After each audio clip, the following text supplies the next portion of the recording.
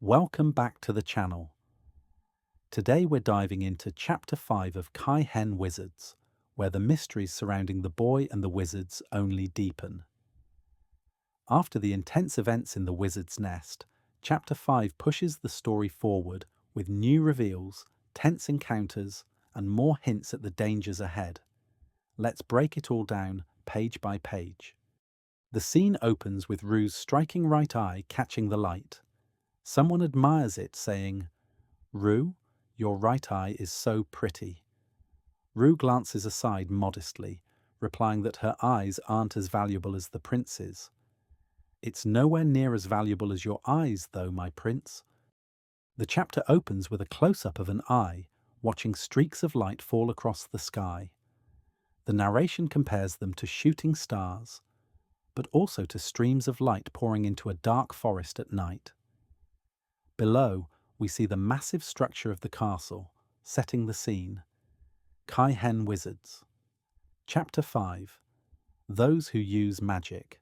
At Shakuiten Castle, the boy and Raichi discover a hallway overrun with creeping greenery. The boy is surprised at how overgrown it's become, while Raichi complains about letting it get this bad. She calls out to Shimao to help. The boy looks confused as she talks about needing to beat it back fast. Suddenly, Shimao arrives, startling the boy.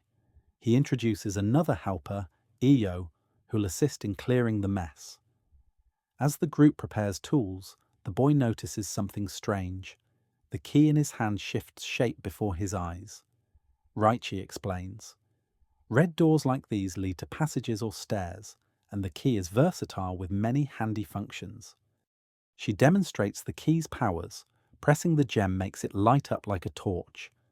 It also doubles as a whistle that can summon help if blown into, but only for emergencies. The boy is impressed, remarking how useful it is.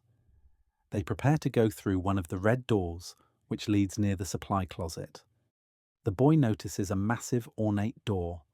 Curious, he asks about it. His companion explains only the gardener can open it.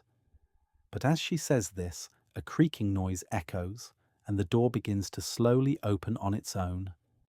Through the doorway, a procession of masked workers appears. They're carrying an enormous spherical object bound with seals and ropes. The boy's eyes widen as he realizes. These are shikigami. The boy recalls seeing similar constructs back at the imperial villa. They always crumbled to dust at his touch. As he watches the procession, his eyes land on a tall, composed figure giving orders. This is the gardener, Yozen.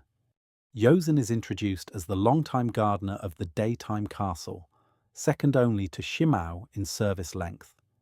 He's tall, calm, and immediately takes note of the boy. In a humorous moment, Yozen blurts out that the boy smells of roses. But as the boy looks closer, his expression changes. There's something unsettling about Yozen. His features remind the boy of Roue. Suddenly, a horrific vision flashes in the boy's mind. A grotesque, corrupted face with one glaring eye. Yozen looks the boy over and, calling him Little Prince, asks if he's ever seen a Kai-hen with eyes like his. Raichi cuts in. "Yozen, the new guy's still in recovery. Don't bring up that topic." The boy flashes back to a hall strewn with bodies and realizes what he saw then might have been a Kai-hen. Raichi waves Yozen off as a garden hermit freak. Another servant explains Yozen's a gardener and an enchanter. The boy's thought tightens. Was that really a Kai-hen?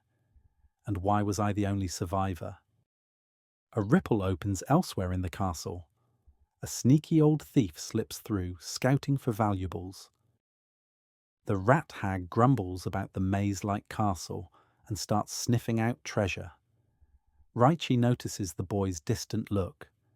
Did you remember something bad? He can't answer.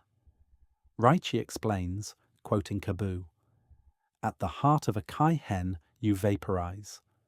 Only people who bolt without understanding survive." The boy asks Raichi if she's seen one. She says no. The boy's dread grows. Images of Roue surge up, his eyes throb. I might have done something. Nearby, the Rat Hag sniffs. I smell it. Raichi, worried, says if he's not feeling well, they should stop. The hag bursts into the corridor where Raichi and the boy are. Raichi shouts, "You rat hag! You snuck into the castle again." The hag laughs arrogantly, claiming she only came to show a valuable item to the master of the house. Raichi fires back, calling her a thief. But the hag's eyes shift, landing on the boy. She studies his face, muttering that she's never seen him before, and wonders, is he a human child? The hag's demeanor changes. Her body twists and she transforms into her grotesque true form. Her sharp teeth glint as she hisses, "I smell it." Raichi glares, remarking that the hag's true nature always reveals itself when she gets too excited. The hag, nose twitching, insists she smells mana beyond the finest gem. Her gaze locks onto the boy, realization dawning. He possesses the evil eye, and it's top-notch at that. The hag launches herself forward, wings unfurling, claws ready. Her monstrous form towers as she dives straight for the boy. The boy's eyes widen in terror. He realizes she's aiming directly for his eye. His heart pounds. This is bad. His evil eye throbs, glowing as concentric circles of power begin spiraling in front of him. The boy instinctively activates his hidden power, summoning a defensive barrier. The hag crashes toward him, shrieking, "Those treasures are mine!" The boy braces, his eyes glowing in panic as the barrier shields him. The hag sneers, calling him naive, greedy hunger in her voice. The page ends with the words, "To be continued." And that wraps up Chapter 5. Things are really heating up now.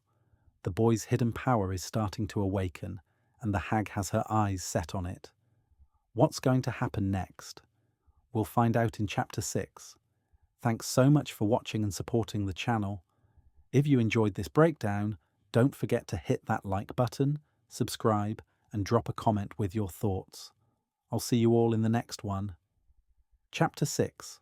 Stay tuned.